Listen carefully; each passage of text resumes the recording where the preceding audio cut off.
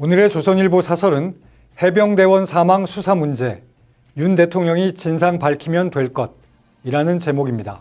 민주당이 15일 해병대원 사망 사건 수사 외압 의혹 특검을 다음 달 2일 본회의에서 처리하겠다고 밝혔습니다. 22대 국회 출범을 기다리지 않고 이번 국회 남은 임기 중 특검법을 통과시키겠다는 것입니다. 이 법안은 신속 처리 안건으로 지정돼 지난 3일 본회의에 자동 부의된 상태입니다. 언제든 민주당 단독으로 처리가 가능합니다. 지난해 7월 집중호우 실종자 수색 과정에서 최상병이 구명조끼를 착용하지 않은 채 현장에 투입돼 사망한 사건은 안타까운 일이었습니다. 하지만 그의 사망 경위 수사는 복잡한 사안이라고 할 수는 없습니다. 법률상 이 사건은 해병대 수사단의 수사권이 없습니다. 수사단의 조사는 참고 자료일 뿐이고 이를 경찰이 넘겨받아 진짜 수사를 하는 것입니다. 그런데 이 수사 참고 자료에 사단장 등 8명이 혐의가 있다고 돼 있었습니다. 이종섭 당시 국방장관은 경찰에 넘길 이 참고 자료를 그대로 결재했다가 무슨 이유인지 이를 번복했습니다. 민변과 참여연대는 윤석열 대통령 지시에 따른 것이라며 이를 직권남용이라고 고발했습니다. 이어 수사단장을 보직해임하고 항명죄로 기소한 것은 수사방해라고도 했습니다. 이 전 장관은 혐의를 부인하고 있습니다. 이들의 주장이 사실이라 해도 그것이 직권남용이나 수사방해가 되는지는 법률적으로 따져봐야 할 문제입니다. 애초에 해병대 수사단에 법적 수사권 자체가 없기 때문입니다. 앞으로 이 문제는 수사와 재판을 통해 가려질 것입니다. 특검은 경찰, 검찰의 수사 결과가 미진할 때 하는 것입니다. 이 직권남용, 수사방해 고발 사건은 공수처가 수사 중인데 이제 수사 시작 단계입니다. 그런데도 바로 특검을 도입하자는 것은 이 사건을 또 정쟁의 소재로 삼으려는 의도로 비칩니다. 이 사건을 총선 이슈로 키운 것은 대통령실의 잘못된 대처 때문입니다.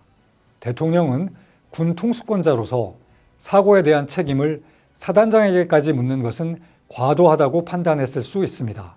이해할 국민이 많을 것입니다. 그러나 국방부가 수사단장을 항명수괴로 기소한 것 역시 지나쳤습니다. 이 전 장관을 호주 대사로 임명하고 기어이 출국시킨 것 또한 지나쳤습니다. 지금 민주당뿐 아니라 국민의힘 의원 일부도 특검 찬성 입장을 밝히고 있습니다. 윤 대통령이 또 거부권을 행사하면 여권 내부는 분열하고 국민의 의구심은 커질 것입니다. 그 전에 대통령이 최상병 사건 처리 과정을 국민에게 직접 설명한다면 국민의 이해를 구할 수도 있을 것입니다. 오늘의 조선일보 사설이었습니다. 오늘의 조선일보 사설 제목은 정의 버리고 민주당과 야합했다가 몰락한 정의당입니다. 이번 총선에선 진보정당인 정의당도 국민의 심판을 받았습니다. 녹색당과 연합한 녹색정의당은 지역구에 17명의 후보를 냈지만 심상정 대표 등 전원이 낙선했습니다. 비례대표 투표에서도 2.14% 득표에 그쳐 단 한 석도 얻지 못했습니다. 6석을 가진 원내 3당에서 0석의 원외 정당으로 밀려난 것입니다. 정의당 0석은 2012년 창당 이후 12년 만에 처음이고 뿌리인 민주노동당의 2004년 10석까지 거슬러 가면 20년 만입니다. 이번에 정의당은 지역구와 비례득표의 평균이 1%대에 머물면서 정당 보조금도 한 푼 못 받게 됐습니다.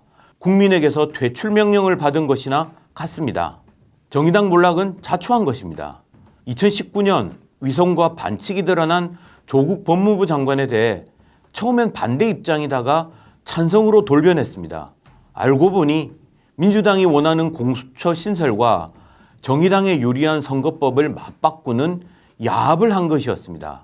누더기 선거제를 만들어 놓고 심상정 대표는 국민은 몰라도 된다고 했습니다. 이에 청년층이 반발하자 병사 월급 인상으로 무마하려 했습니다.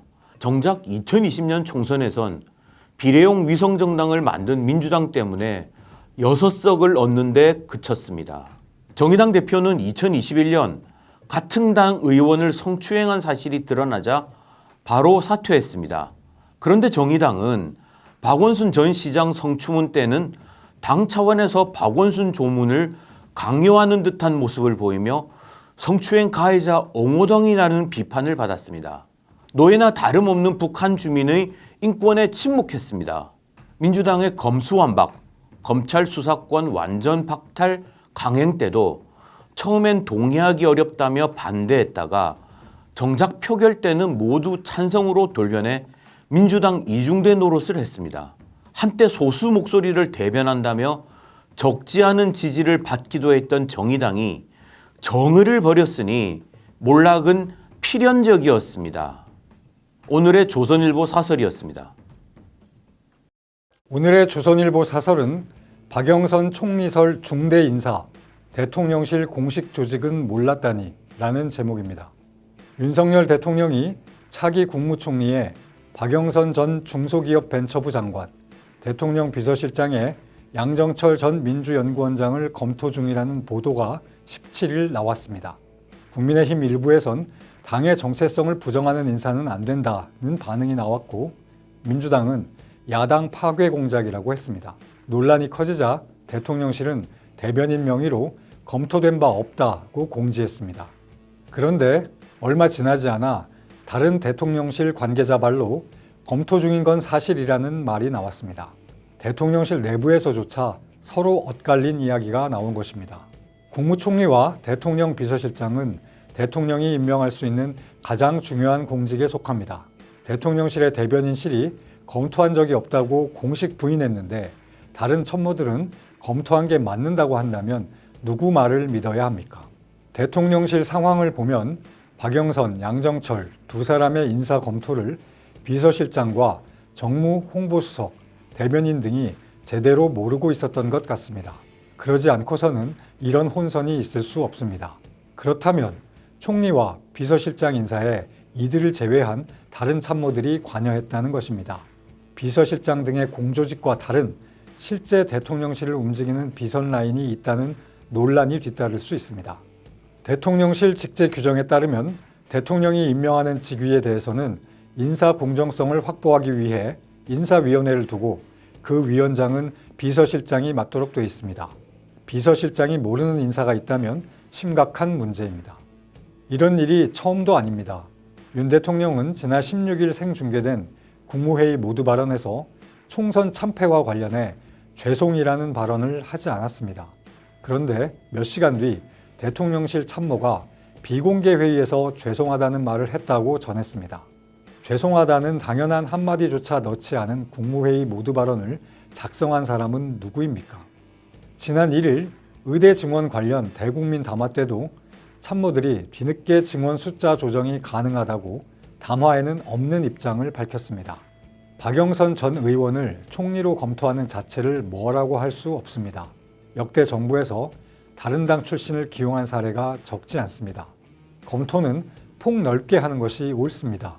박 전 의원은 중기부 장관을 지냈고 최근엔 반도체에 천착하면서 과거의 정치 행보에 대해 성찰하는 모습도 보이고 있습니다. 문제는 대통령의 중대 인사가 공식 조직이 아니라 누군지 알 수 없고 권한도 없는 사람들에 의해 검토된다면 정상적인 국정이라고 할 수 없다는 것입니다. 오늘의 조선일보 사설이었습니다.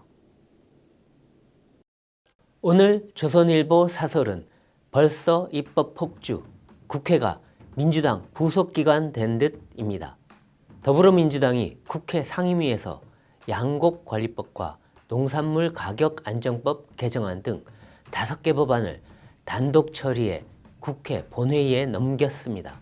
양곡관리법은 쌀 가격을 떠받치기 위해 정부의 쌀 매입을 의무화한 내용입니다. 쌀이 남아돌아 매년 10만 톤 이상을 사료, 주정용으로 처분하는데 이 법을 시행하면 쌀이 더 남아 돌게 됩니다.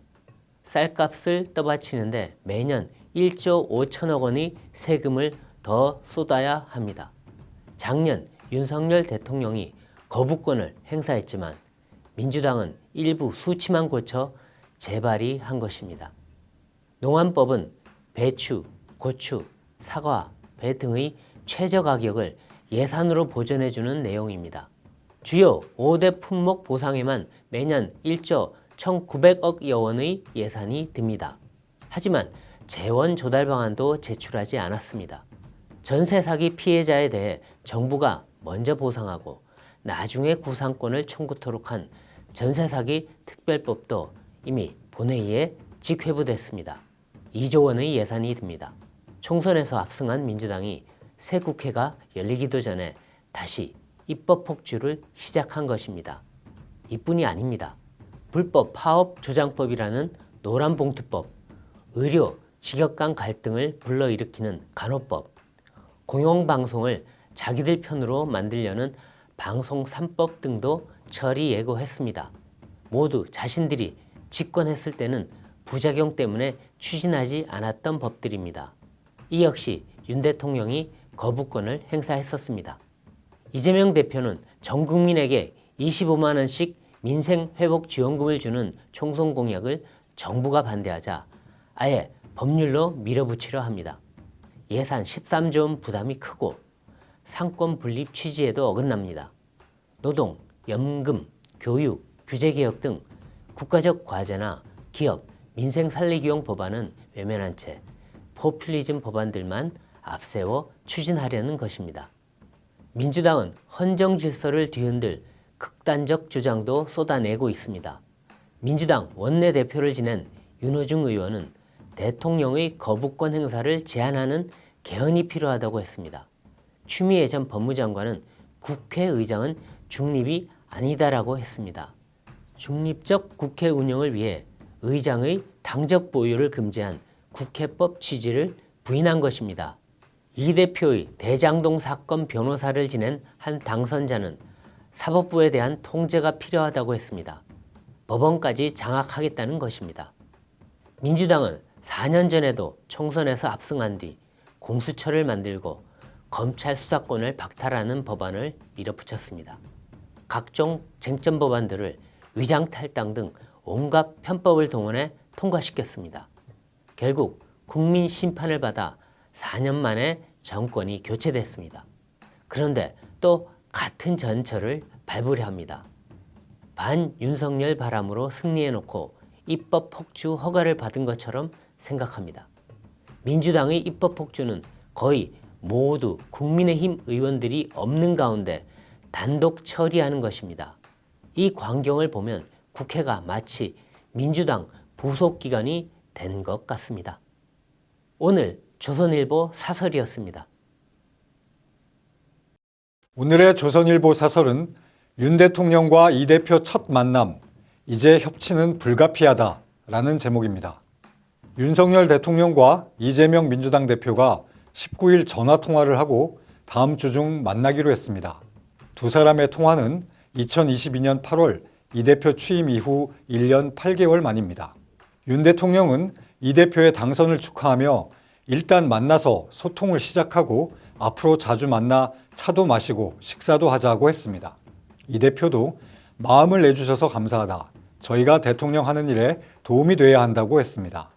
윤 대통령이 이 대표에게 만나자고 한 것은 이번이 처음입니다. 이 대표도 윤 대통령과 단독 회동이 아니면 하지 않겠다고 해왔습니다. 늦었지만 두 사람의 만남이 성사된 것은 다행스러운 일입니다. 윤 대통령 입장에서는 대장동 등 7개 사건의 10개 혐의로 기소된 피의자를 만나기가 쉽지 않았을 것입니다.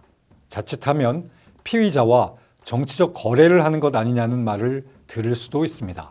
하지만 이 대표는 국회에서 압도적 의석을 갖고 사실상 국회를 장악한 다수당의 대표입니다.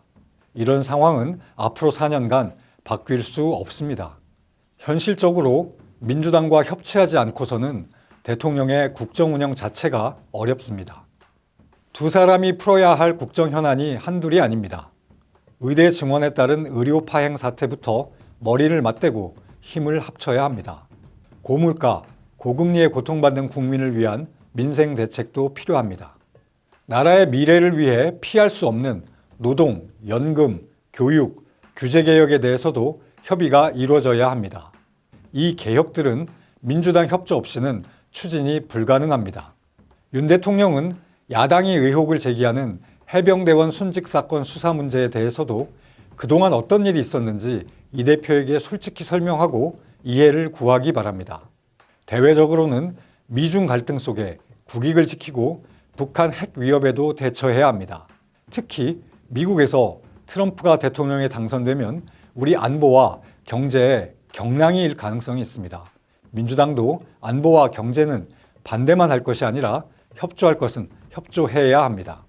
두 사람의 만남이 성과를 거두려면 한 발씩 양보할 수 있다는 마음을 가져야 합니다. 민주당은 선거에서 승리하자마자 양곡법, 노란봉투법, 방송 3법 등 윤 대통령이 거부권을 행사했던 법안들만 골라 다시 국회에서 통과시킬 태세입니다. 윤석열 정부를 공격하는 각종 특검법을 통과시키고 국회 17개 상임위도 모두 독식하겠다고 합니다. 이것은 협치를 하겠다는 자세가 아닙니다. 당분간 정쟁을 유발하는 일들은 서로 멈춰야 합니다. 이 대표는 다수당 대표로 국정 운영에 연대 책임을 진다는 자세로 회담에 임해야 합니다.